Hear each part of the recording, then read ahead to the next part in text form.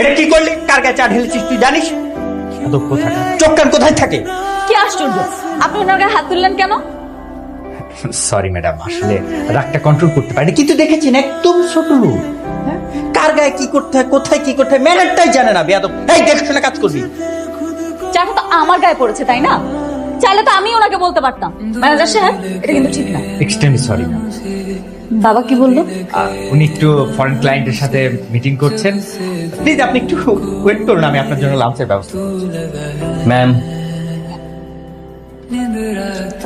please take this delicious food, and our delicious food has been ordered for our special guest. It would be an honor if you take this food, please. Wow, তুমি তো খুব ভালো ইংরেজি পারো। How is it possible? Madam, আমি ইংরেজিতে honours করছি, তাই বলতে পারি। ও, তুমি ইংরেজিতে পড়ছো? কোন ইউনিভার্সিটিতে? মিস, আমি ঢাকা ইউনিভার্সিটিতে পড়ছি। ও মাই গড, ঢাকা ইউনিভার্সিটিতে পড়ছো? সিরিয়াসলি? হ্যাঁ ম্যাডাম। তুমি ঢাকা ইউনিভার্সিটিতে পড়ে পিয়নের চাকরি করছো? আসলে ম্যাডাম, এই চাকরিটা আমার না, আমার বাবার। আমার বাবাই জবটা করেন। আমার বাবা বেশ কিছুদিন যাবত অসুস্থ, তো তাই বাবার হয়ে জবটা আমি করছি। বলতে পারেন বাবার হয়ে প্রক্সি দিচ্ছি আর কি।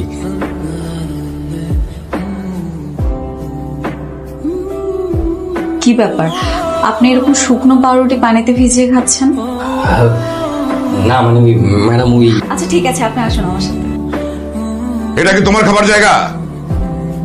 যাও নিজের জায়গায় গিয়ে খাও।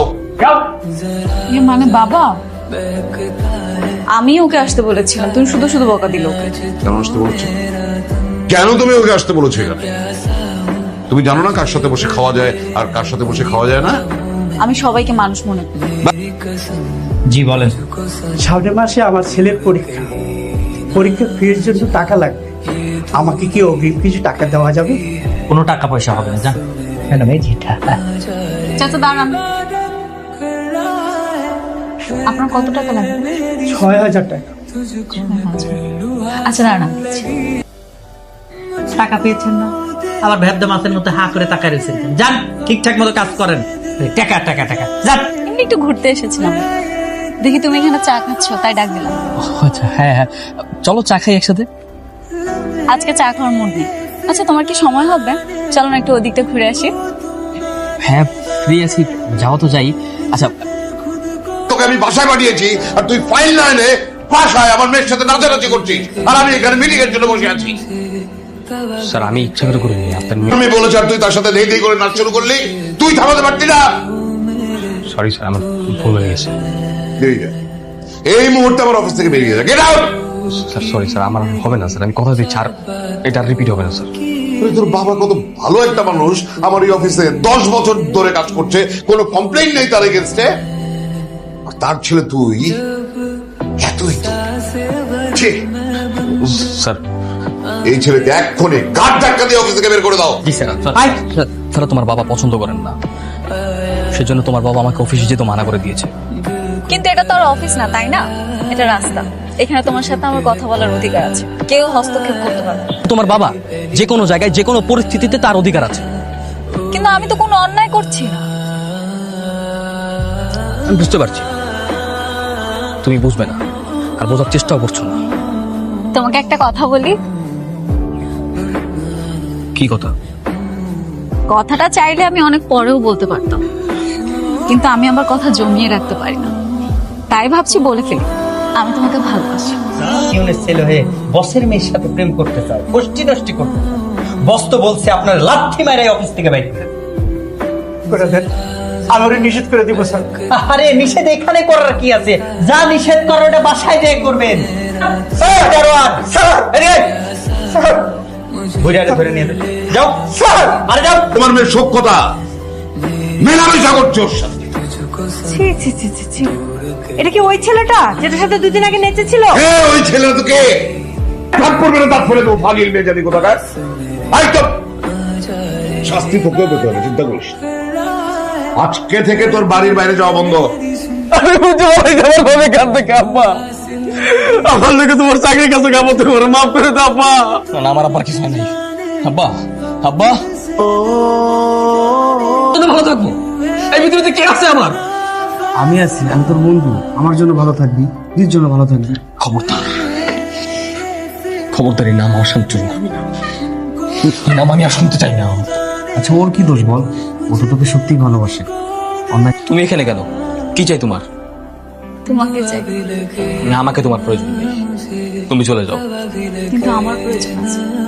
কিসের প্রয়োজন? হ্যাঁ, কেন আসছো তুমি? কারণ আমি তোমাকে ভালোবাসি। আজকে তুমি আমার কারণে তোমার বাবাকে হারিয়েছো, তুমি আমার কারণে এতিম। আমি চাই তোমার জীবনের বাকিটা পথ তোমার সঙ্গী হতে। প্লিজ তুমি আমাকে ফিরিয়ে দিও না, এখানেই দাঁড়িয়ে থাকবো।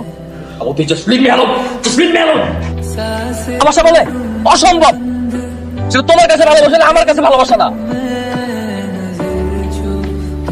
ভালোবাসার কখনো উদ্দেশ্য থাকে না, উদ্দেশ্যহীনই ভালোবাসা হয়। ঠিক আছে বাবা, তোমার অহংকারের জন্য একটা ছেলের বাবা মারা গেছে, এতে রাস্তা রাস্তা ঘুরছে, আর তোমার কাছে ছেলে হচ্ছে বিষয়টা। আর একটা কথা বলবি না, গানফট। আপত্তি না থাকলে তাহলে সামনে শুক্রবারই বিয়ের ডেট ফাইনাল করি। হ্যাঁ নিশ্চয়ই, তাছাড়া ওকে তো আমি আগে থেকে চিনি।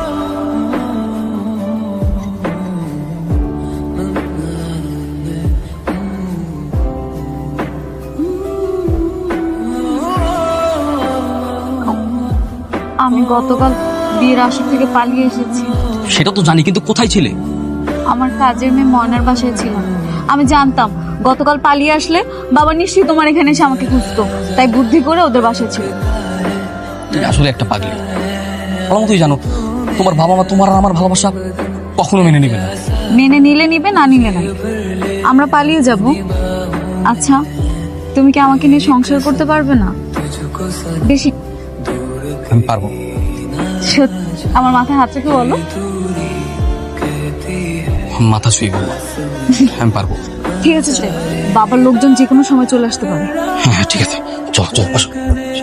তাই থাকবে তুমি, আমি বলে দিচ্ছি। এমন করিস না। আমি আমার ভুল বুঝতে পেরেছি, আমি ভুল বুঝতে পেরেছি। আমি আমি আমি তো জানতাম না যে হাসান এত মেধাবী একটা ছেলে। দিয়ে এসেছি, আমি তোদের কাছে ক্ষমা চাইতে এসেছি। মা, আমাকে ক্ষমা করে দিয়ে। তার মানে তুমি ওকে মেনে নেবে? হ্যাঁ মা, আমি সত্যি বলো। মাথায় হাত রেখে বলছি মা। বাবা, আমার মা